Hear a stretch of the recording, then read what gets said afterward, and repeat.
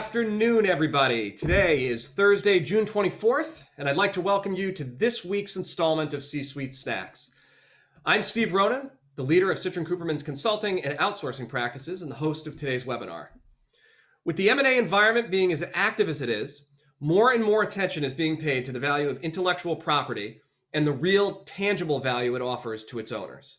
News headlines about the recently acquired music catalogs of Bob Dylan, the Beach Boys, and Neil Young are prominent examples of this. But other IP classes like patents, trademarks, and industrial designs are also playing a significant role in transactions, estate planning, and sometimes litigation.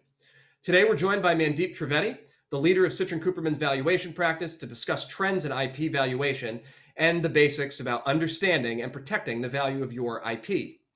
As always, we ask you to submit questions throughout the webinar, so please locate the Q&A window on your Zoom screen. Feel free to enter questions there as we go. We will be saving time at the end of today's presentation to address any questions we receive. We'll also be doing our weekly snack basket giveaway, and the last before our summer break, where one lucky attendee from today's session will win a craft basket of snacks. We'll announce the winner at the end of today's session. Finally, if you're here because you found it on our website or on social media, I encourage you to sign up for our mailing list to make sure you receive an invite for our new snack size topics each week, which will be restarting in September. In the meantime, please also visit our C-Suite Snacks Content Hub on the Citrin Cooperman website, where you can view the recordings of past presentations and look through the decks and contact information of the presenters. So, without further ado, I'd like to introduce Mandeep for today's presentation. Mandeep, welcome. It's great to have you. Over to you. Thanks, Steve. Thanks for having me today. You know, intellectual property and intangible assets are so important to the owners of these assets and businesses that hold them. And in reality, they continue to grow in influence on the value of businesses overall.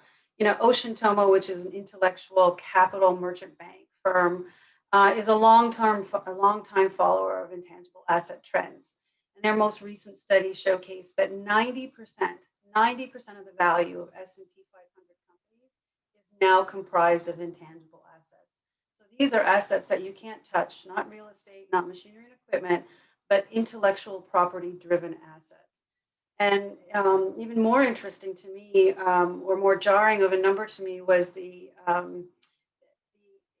intellectual property licensing industry. So this is the industry that represents the owners of the intellectual property who license their property out to others to use and exploit, is a $50 billion industry, expected to be almost a $50 billion industry in 2021. So, you know, we thought here at Citrin Cooperman, we'd take a pause. And while we only have 20 minutes, we thought we'd do a quick overview of what is intellectual property, what drives the value for these type of assets. We'll, time permitting, we'll touch on some of the COVID impacts or influences on intellectual property and intellectual property value. And finally, we'll touch base on some of the current trends that we're seeing and discuss what intellectual property is hot at the moment. So what is intellectual property? You know, the World Intellectual Property Organization refers to intellectual property as creations of the mind, such as innovations, literary and artistic works, designs, and symbols, all that have names and images, all that are used in commerce. Essentially, intellectual property are rights, such as copyrights, patents, trademarks, that can be viewed like any other property right.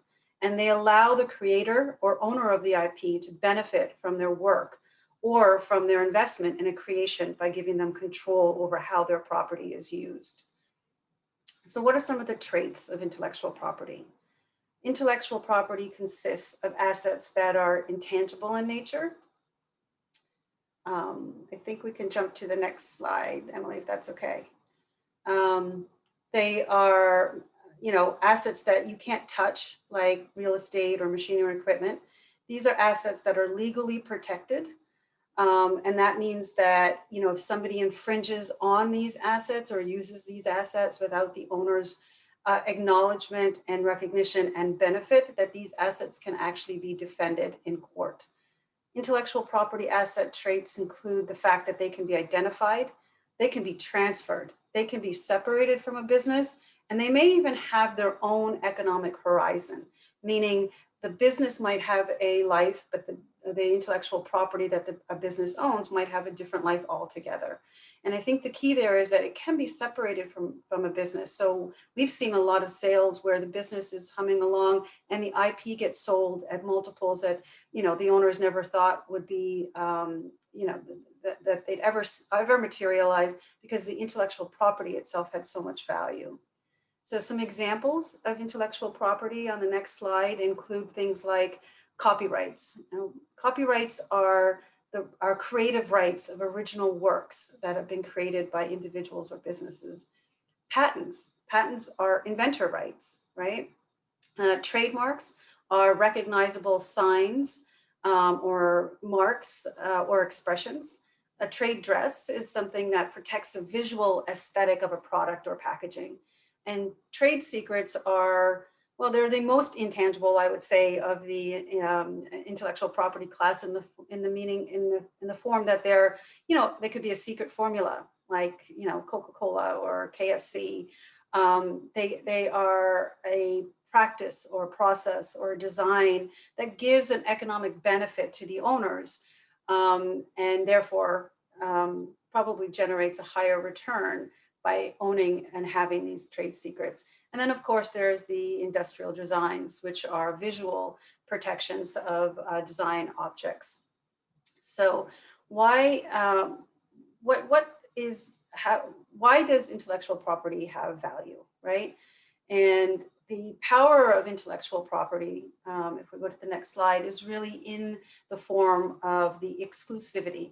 The benefit of creating intellectual property, owning intellectual property, and licensing intellectual property is the exclusive right to use that asset that nobody else can use. There's also the benefit and the power that you can protect the intellectual property. So not only does owning intellectual property allow you to prevent others from using it, but there are mechanisms to recover damages in the event that intellectual property is actually infringed upon, thereby protecting your rights as the owner and the rights holder.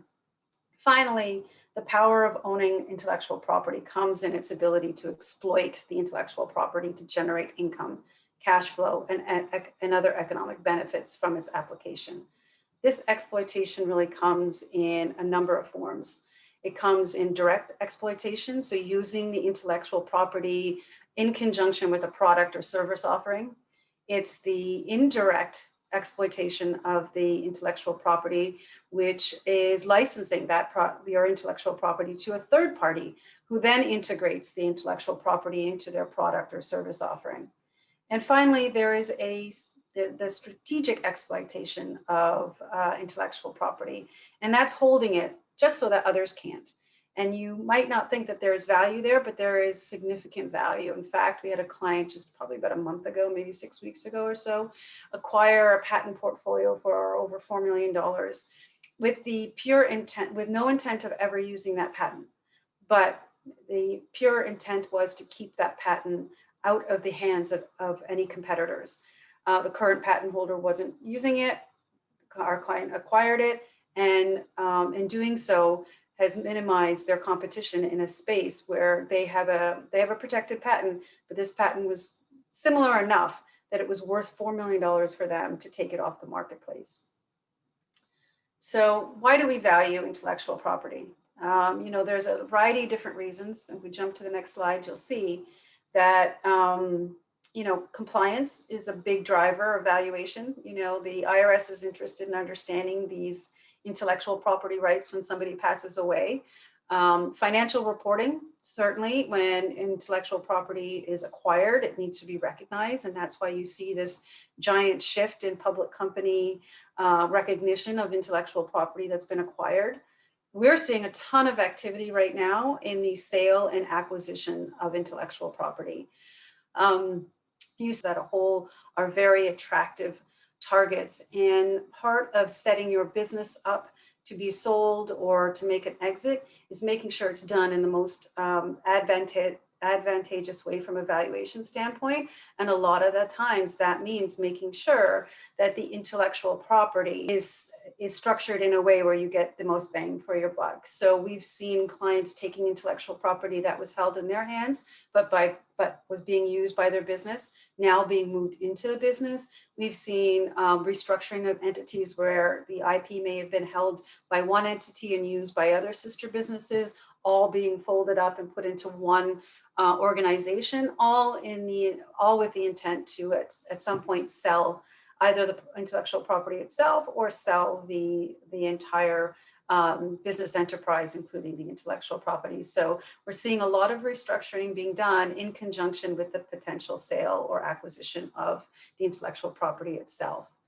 So really quickly, we're going to jump to the next slide. I promise you there's not going to be any math, but I did want to touch quickly on just how intellectual property itself is valued.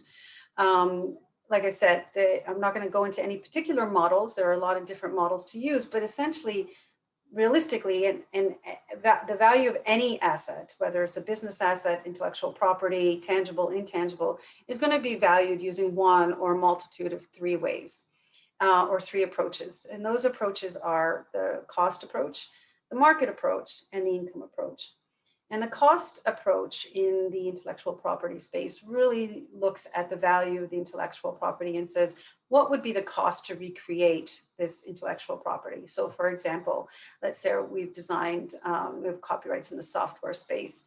And the question becomes, if I wanted to sell my software to somebody else, but I haven't yet figured out how to commercialize it or use it in a commercial format, or it's before I've understood what a viable exploitation plan might be for the software, then most likely the only way to value it is going to be the cost to recreate the effort that went into developing the software to date. So the programming hours it took, the software engineering hours it took in today's dollars would essentially represent the value of that intellectual property.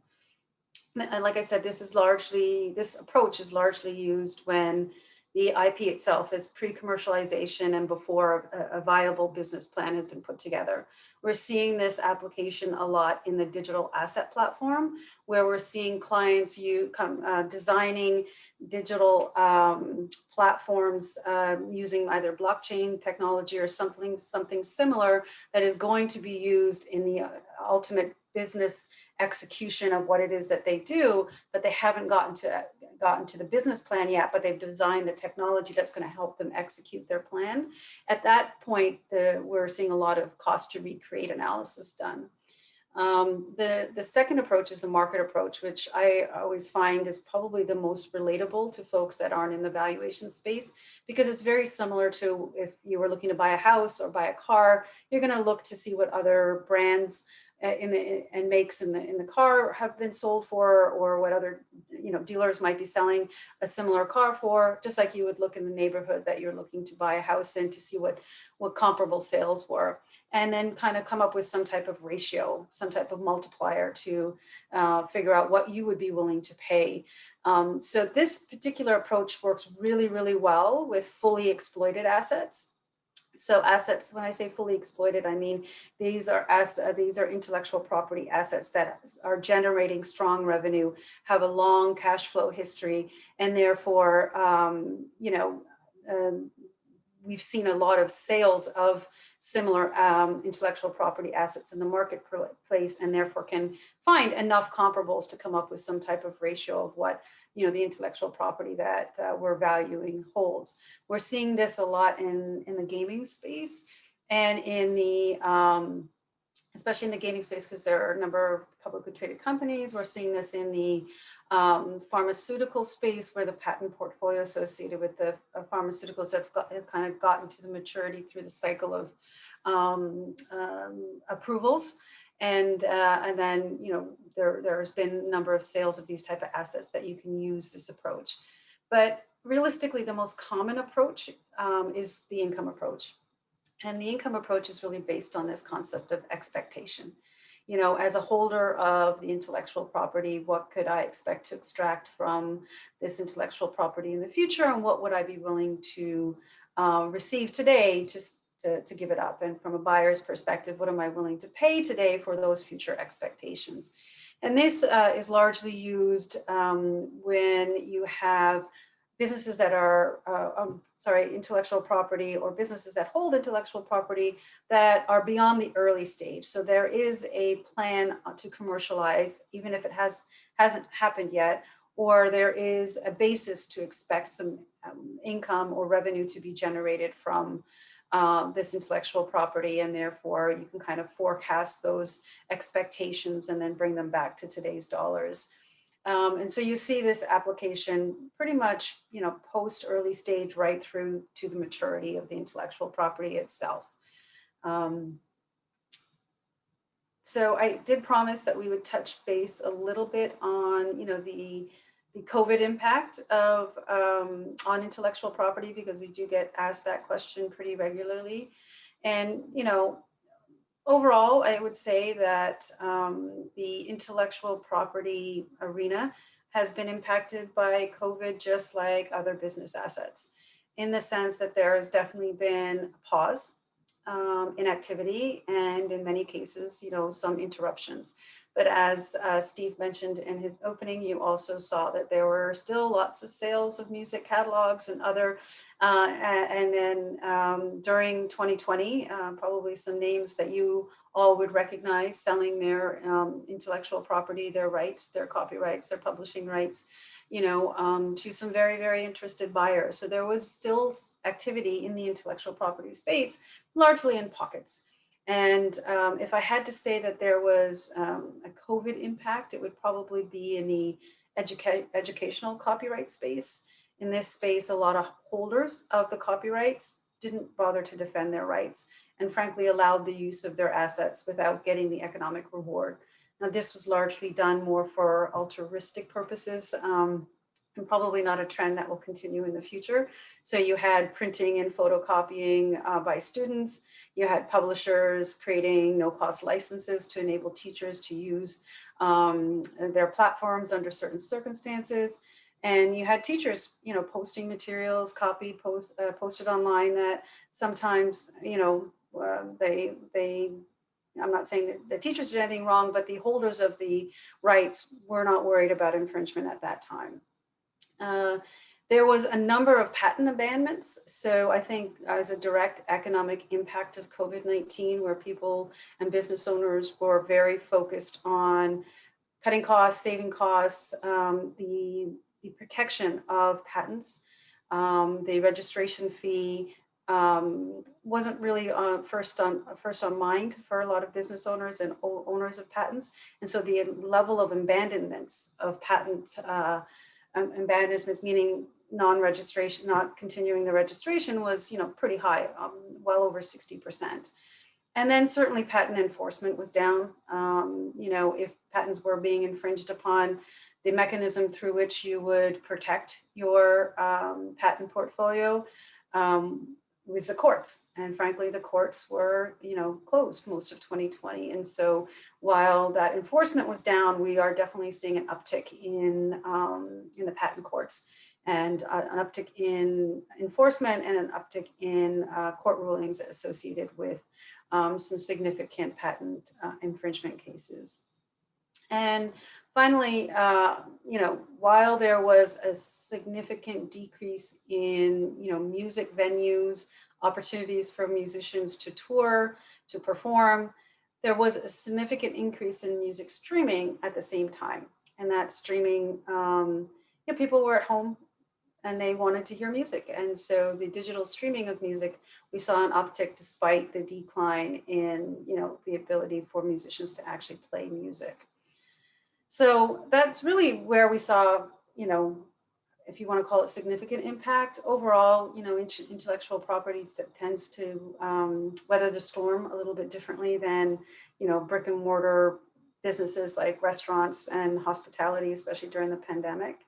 So those are kind of the areas I would say COVID-19 had some impact, but I don't believe that it's a lasting impact from a standpoint from a valuation standpoint on intellectual property assets. So what are we seeing? If we go to the next slide, what are the current trends in intellectual property? Well, just like many businesses and business assets out there, the demand for intellectual property is very high. Okay. And while the demand is high and there is a rising supply, no doubt about that, the supply is not meeting the demand. And so the result is, economics 101, demand exceeds supply. The, the result is prices for intellectual property assets are increasing as more dollars are chasing less number of investments. Now, that doesn't necessarily mean that the intellectual property assets have actually increased in value, because value and price don't always play in the same play in the sandbox. Meaning something could be worth X, but somebody might be willing to pay 2 times X. And that's really what we are seeing. We're seeing a huge uptick in and interest in intellectual property assets, and definitely a huge push to make acquisitions in this space. As a result, you're seeing an increased demand for these assets, leading to influx of investors coming in, influx of strategic acquisitions of these type of properties, intellectual properties, leading to a significant price increase for the holders of the intellectual property.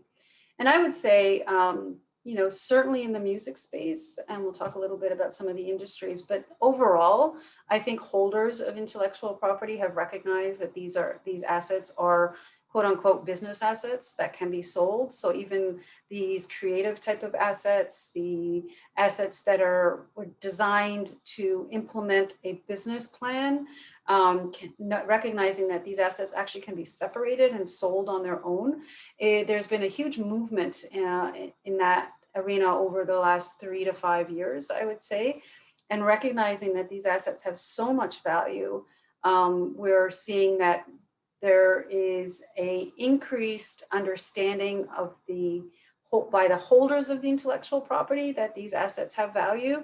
And then there is an increased demand for investment returns and structuring investment portfolios from financial buyers that bring in different types of assets. So it really is, I would say, just like a lot of businesses right now, it definitely is a seller's market. So just quickly, I know we're getting close to our window, but just want to talk a little bit about some intellectual property trends that we're seeing, I would say almost on a daily basis, where we're doing a lot of evaluations, where we're spending a lot of our time. And that would be, if we jump to the next slide, it would be in the music space. I think Steve opened with it, and I'm probably going to close with it. The recognition by artists that their music is an asset that can be sold in bulk as opposed to an income stream to give them a livelihood has really transformed the concept of valuing these assets, in conjunction with the tremendous amount of money that has come in chasing these type of investments. So I would say, as somebody that's been valuing music assets for almost 20 years now, there was always this internal understanding within the industry that these assets had value, but externally it wasn't. These music catalogs and publishing rights and the streaming income and royalties weren't necessarily looked at as an asset class. And I truly believe that they are an asset class in and of themselves. There's been a number of large players that have come into this arena, gobbling up and acquiring music catalogs, looking at music catalogs, not just as a royalty stream, but as a asset to be exploited, songs to be used in a multitude of ways, music, whether it's production music or pop music, or you name the trend, you name the fad, you name the genre, everything is hot right now. And selling at multiples that are significantly higher than they have been in the past, and that continues to be the case. We're seeing a lot of activity in the gaming space as well, largely probably, I wouldn't say solely driven, but you're seeing a lot of companies going public in this space and garnering a lot of attention from a valuation standpoint for in the form of public company analysis. But there are a lot of companies that are designing, developing. I think, to be honest with you, I think the COVID impact of having people and kids at home and recognizing this is an industry that's always been hot, but certainly recognizing that even a genre of children that probably weren't using these services are now using them at a much higher degree. So there definitely is a large interest in the intellectual property associated, which is largely technology driven in the gaming arena. And then, I've talked a little bit already about digital assets and platforms and how folks are using blockchain technology and other similar mechanisms to perfect the art of executing their business, whether it's selling widgets or it's trading currency, using digital assets as a mechanism and a tool to perfect the way business is transacted. And so we're seeing a ton of activity in that space. I talked a little bit about how a lot of those assets are being valued right now when they don't have a plan to commercialize how the asset's going to be used in the platform. But essentially, that's really what we're seeing. We're seeing industries, these are the industries we're seeing with the greatest growth. And I do believe that the intellectual property is a trend that is here to stay, and it is the future of business going forward. So that is my time, I believe. I think we have a couple minutes for questions. If anyone has any questions for me, I hope that you found this 20 minutes or so helpful. And Steve, I'll toss it back to you. Thanks a lot, Mandeep. Appreciate the time and the insights. It's a pretty interesting area. We've seen it change a lot in the last year, and it's really interesting to see where it's gone. One of the big questions that comes up in this space is kind of what are the most important elements of a company's IP that they should look at if they're trying to understand how it's going to add value to the business? That's a great question. And for the lawyers in the room, I think you'll appreciate this. I would say it's so important that you protect your intellectual property. So get the trademark registered. Make sure your patent portfolio registration is current. And not only should you be protecting it, the lack of protecting it really decreases the value. So you could have something great, but if you haven't protected it legally, meaning others could infringe on it without you being able to defend it, the value of that asset goes down significantly.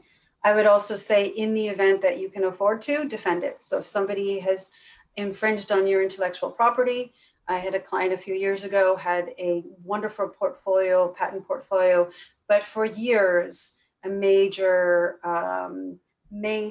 player in the makeup arena had been infringing on her portfolio, which made it that much harder to market because somebody had been using it.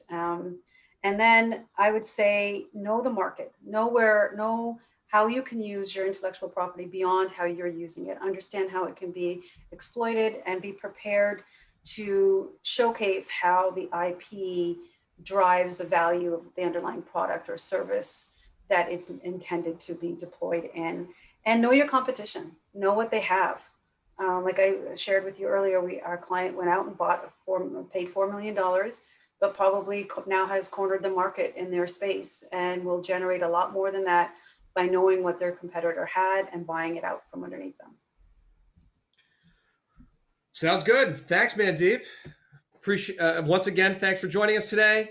Everybody who's on the Zoom and kind of made it through to this last session of our pre-summer break, we appreciate it. Emily, I'd like to kick it over to you to see who won our C-Suite snacks for today. Awesome. Okay, the winner of our C-Suite Snacks basket today is Dan Horig of MR Valuation Consulting. Dan, I will be in touch with you shortly. Thank you. Dan, congrats. Hope you enjoy. For everybody else, that's it for the summer, folks. Thanks for attending our sessions. We'll be pushing out replays of some of our more popular sessions over the next couple of months, but otherwise, we'll be launching an entirely new series of weekly C-Suite Snacks webinars in September, as well as a couple of even more extensive and ambitious Master Snacks programs on some topics that I think will be really, really interesting and resonant for you. So get on our mailing list to make sure that you receive all of those invites once we restart. In the meantime, I hope you all take some time off and enjoy the rest of your summer. Stay cool, relax, and we look forward to seeing everybody after Labor Day.